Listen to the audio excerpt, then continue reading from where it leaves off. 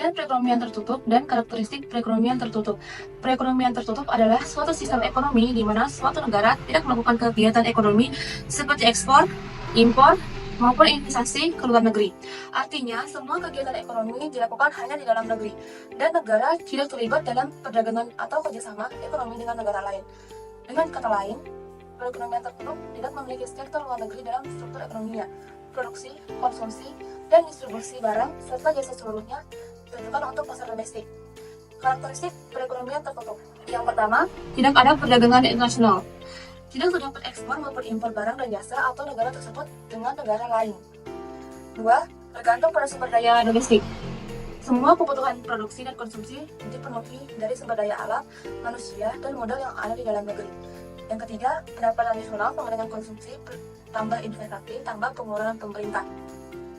Karena tidak ada ekspor impor, rumus pendapatan nasional hanya mencakup 3 komponen, yaitu Y sama dengan C tambah I tambah G, di mana Y sama dengan pendapatan nasional, C sama dengan konsumsi rumah tangga, I sama dengan investasi, dan G sama dengan pengeluaran pemerintah. Yang keempat, minimnya pengaruh ekonomi global. Negara tidak terlalu terpengaruh oleh fluktuasi harga pasar internasional, nilai tukar mata uang asing maupun krisis ekonomi global. Yang kelima, kemandirian ekonomi tinggi. Karena tidak bergantung pada luar negeri, negara berusaha memenuhi seluruh kebutuhannya sendiri, baik pangan, energi, maupun barang industri. Yang keenam, tidak ada aliran modal asing. Investasi asing langsung atau FDI atau portofolio asing tidak masuk, dan tidak ada investasi dari negara tersebut ke luar negeri.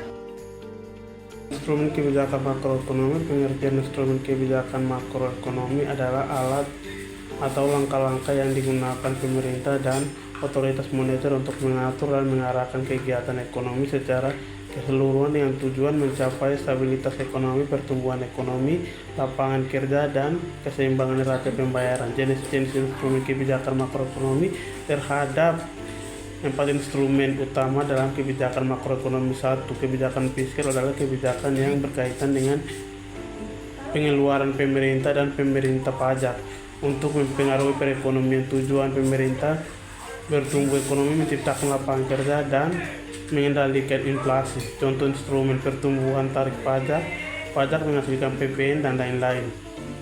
Belanja negara, subsidi proyek, struktur bantuan sosial.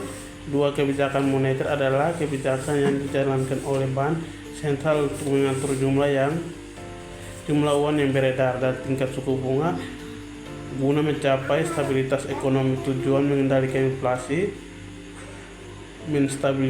menstabilkan nilai tukar, dan menjaga kestabilan sistem keuangan. Contoh instrumen: suku bunga, operasi pasar terbuka, cadangan wajib minimum, kebijakan kredit selektif. 3. Kebijakan nilai tukar. Kebijakan kurs, kebijakan untuk mengelola nilai tukar mata uang domestik terhadap mata uang asing yang dapat mempengaruhi skor impor dan aliran modal. Tujuan menjaga stabilitas neraca pembayaran dan daya saing produk ekspor. Contoh instrumen: inversi bank sentral di pasar valuta asing, penetapan sistem nilai tukar mengembang bebas tetap untuk mengembang terkendali. 4. Kebijakan sektor RRI dan tenaga kerja berupa kebijakan yang meningkatkan produktivitas sektor-sektor ekonomi seperti industri, pertanian, dan tenaga kerja. Tujuan mendorong produksi nominal, meningkatkan kualitas SDM, dan mengurangi pengangguran. Contoh instrumen: pelatihan kerja dan pendidikan vokasi, subsidi usaha kecil dan menengah UKM, mengatur upah minimum, insentif untuk instruksi strategi. Faktor-faktor pengaruh efektif kebijakan fiskal moneter. A. Faktor-faktor yang mempengaruhi efektifan kebijakan fiskal. Kebijakan fiskal, pajak, dan belajar pemerintah akan efektif jika mampu mendorong pertumbuhan ekonomi, mengurangi pengangguran, dan mengendalikan inflasi.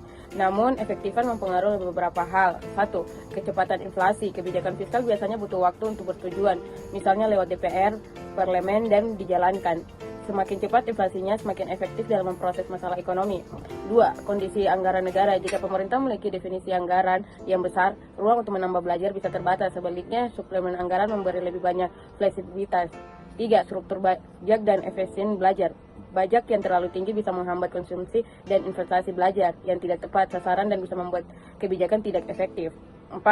Respon masyarakat. Jika masyarakat tidak percaya bahwa kebijakan fiskal akan efektif, mereka mungkin tetap menambah konsumsi atau investasi. 5. Kapasitas infrastruktur. Kalau proyek belajar negara seperti infrastruktur lambat karena birokrasi atau korupsi, dampaknya ke ekonomi jadi lemah. B. Faktor-faktor mempengaruhi efektifan kebijakan moneter. Kebijakan moneter mempengaruhi uang branded dan suku bunga dijalankan oleh bank sentral. Efektifan dipengaruhi oleh 1. Respon perbank dan dunia usaha. Jika bank tidak menyalurkan kredit meskipun suku bunga turun, maka kebijakan moneter jadi kurang efektif. Dan dunia usaha juga harus percaya diri untuk mengambil pinjaman dan investasi. 2. Sikap ekspektasi masyarakat. Jika masyarakat khawatir terhadap inflasi dan krisis, mereka bisa tetap menabung meski suku bunga rendah. 3. Tingkat pengangguran. Jika ekonomi sudah mendekati kapasitas penuh, kebijakan moneter mungkin hanya akan menaikkan inflasi bukan output. 4. Kondisi sistem keuangan. Jika sistem keuangan tidak sehat, misalnya banyak kredit yang macet, transmisi kebijakan moneter bisa terganggu. 5. Mobilisasi modal dan nilai tukar.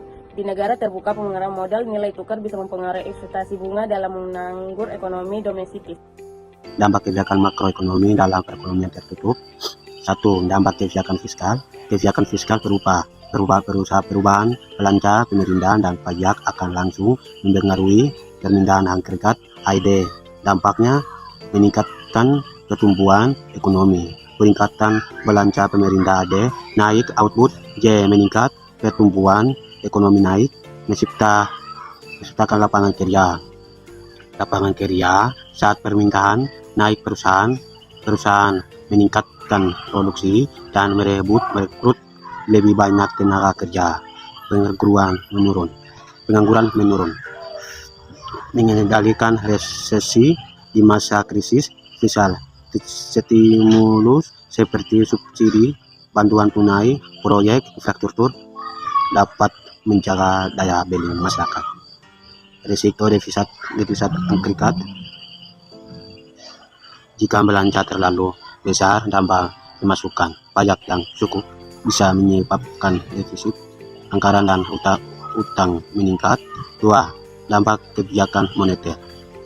Kebijakan moneter seperti pengaturan suku bunga atau jumlah uang beredar berperan dalam menjaga stabilitas harga dan likuiditas dalam negeri. Dampaknya mengendalikan inflasi. Ketika inflasi tinggi, bank sentral bisa menaikkan suku bunga. Konsumsi investasi menurun, tekanan harga menurun. Mendorong investasi dan konsumsi, ketika suku bunga turun, biaya pinjaman turun, investasi dan konsumsi meningkat. Pertumbuhan ekonomi naik, menjaga stabilitas sistem keuangan melalui pengawasan likuiditas perbankan dan pengaturan kredit. Tidak terpengaruh oleh faktor luar negeri karena tidak ada aliran modal asing.